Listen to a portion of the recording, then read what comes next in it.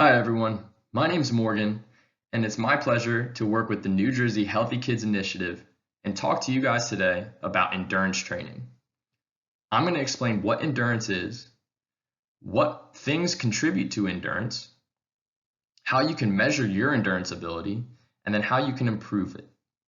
I'm also going to give you guys some examples of some incredible world records that were set in endurance activities in the hopes that it motivates you guys to see what you can do. So first, let's talk about what endurance is. Endurance is the ability to push through an unpleasant or difficult physical process without giving up. You could run, you could walk, maybe bike. The list can go on and on. You can also throw a bunch of different sports in there, like soccer, field hockey, maybe basketball, anything that challenges you to push through difficult processes and not give up. How is endurance different from strength? Strength deals with how much weight you can move. So if I say I can pick up 400 pounds off the floor, I'm talking about my strength. Whereas endurance deals with how long you can move for. So if I say I can run for an hour without stopping, then I'm talking about my endurance.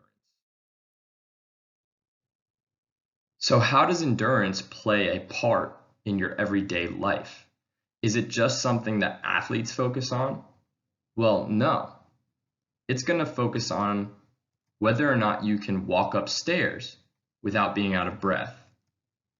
Can you run or walk for long distances and enjoy the outdoors, like going for a hike?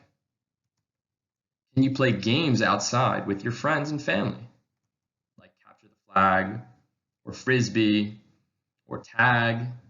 All of these things will improve if your endurance improves, because then you can do them for much longer and with much more comfort. What are the things that are going to contribute to your endurance ability? Well, we'll start with your heart and your lungs. These two organs are going to be really important for bringing in air or oxygen into your body and then getting it to your muscles. Your muscles will then use that for energy. The more that you do endurance activities, the better your muscles get at using air or oxygen as energy. Your diet is also going to play an important role in this. Your body is kind of like a car. You can't expect your car to drive across the country without first putting gasoline in it. Well, it's the same thing for your body. You can't expect your body to do any type of longer distance type of work without putting the proper fuels into it, like food. And finally, your desire to actually keep going is going to play a very big part in how you do an endurance activity. Because if you don't want to do it, if you don't have the willpower to challenge yourself, then you might not do as well as you could. All right, so now that we know what endurance is, and we know the things that might contribute to endurance, how do we actually measure it? Well, you're going to have to test it. And you can do this through a bunch of different ways. Scientists like to use what's called VO2 max. VO2 max is just a fancy term for how well you can bring in air or oxygen into your body and use it as energy. And we do this test in a laboratory. If you have a higher VO2 max, that means that you're very good at bringing in air or oxygen and using it as energy to perform endurance activities. Lower VO2 max means that you might need to work on your endurance ability.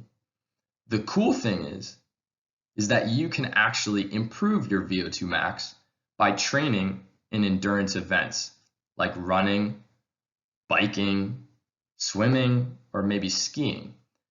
or just playing sports or going outside and enjoying various activities in general.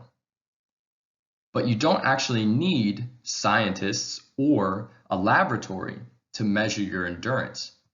You can also do so through maybe running a mile or a 5K or swimming or any other kind of endurance events that I'm sure you guys have heard of, like a triathlon, which combines running, swimming, and biking, or maybe an ultra marathon, where you're running really, really long distances.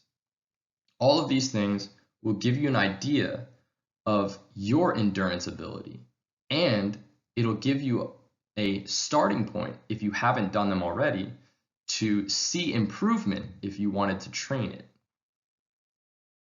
So how do we actually improve our endurance? Well, this is going to go back to the things that we talked about earlier that affect our endurance ability, like our heart and lungs and our muscles.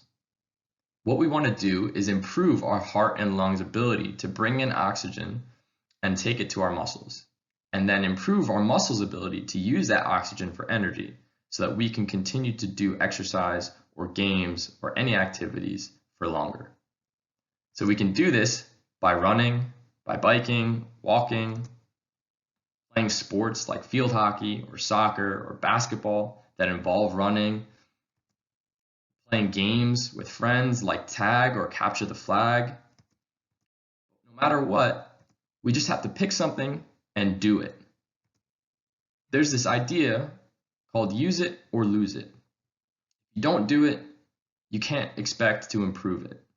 So if you don't challenge your system, if you don't challenge yourself to try new things, to try endurance activities, then you can't expect yourself to improve your endurance.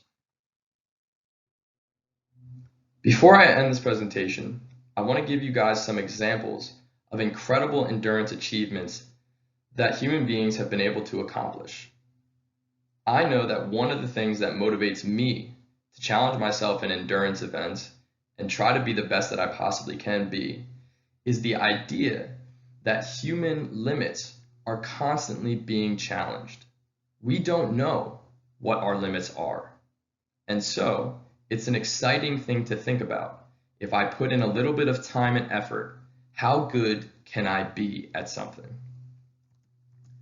The men's 1 mile world record was set by Hisham El Guerrouj, and it is 3 minutes and 43 seconds. The women's 1 mile record was set by Sifan Hassan, and she ran it in 4 minutes and 12 seconds. That is an incredible, incredible time. Think about how far 1 mile actually is. And then think about the fact that somebody can run 1 mile in under 4 minutes and 15 seconds.